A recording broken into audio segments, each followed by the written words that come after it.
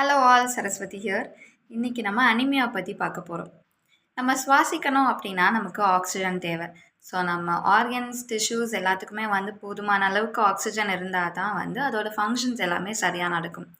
So ஒரு ஒரு செல்லுக்கும் ஆக்சிஜனை யார் கேரி பண்ணிட்டு போவாங்க அப்படின்னா ரெட் பிளட் செல்ஸ்.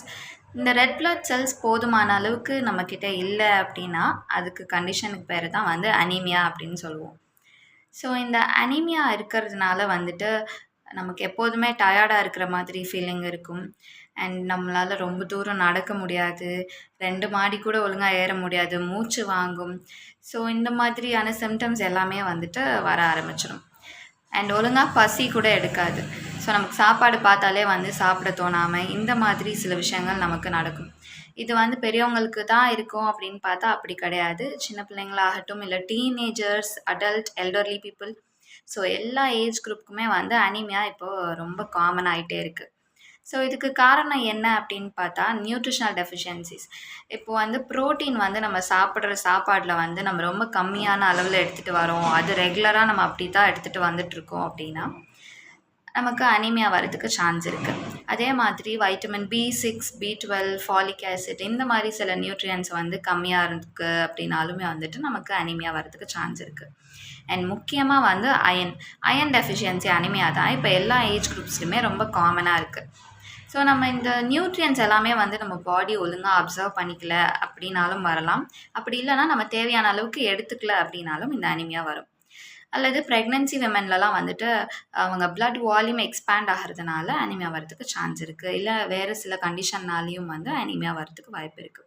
பட் காமனாக இந்த அயன் குறைபாடுனால அனீமியா வருது. ஸோ நம்ம அயன் ரிச் ஃபுட்ஸ் எடுத்துக்கிட்டோம் அப்படின்னா இந்த அனீமியாவை ப்ரிவெண்ட் பண்ணுறதுக்கு ரொம்பவே ஹெல்ப்ஃபுல்லாக இருக்கும்.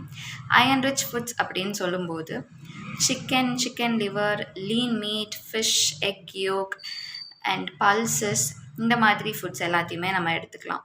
ட்ரம்ஸ்டிக் லீவ்ஸ், முருங்கைக்கீரை, அப்புறம் எள்ளு, உலர்ந்த திராட்சை, டேட்ஸ் இது எல்லாமே கூட நம்ம எடுத்துக்கலாம்.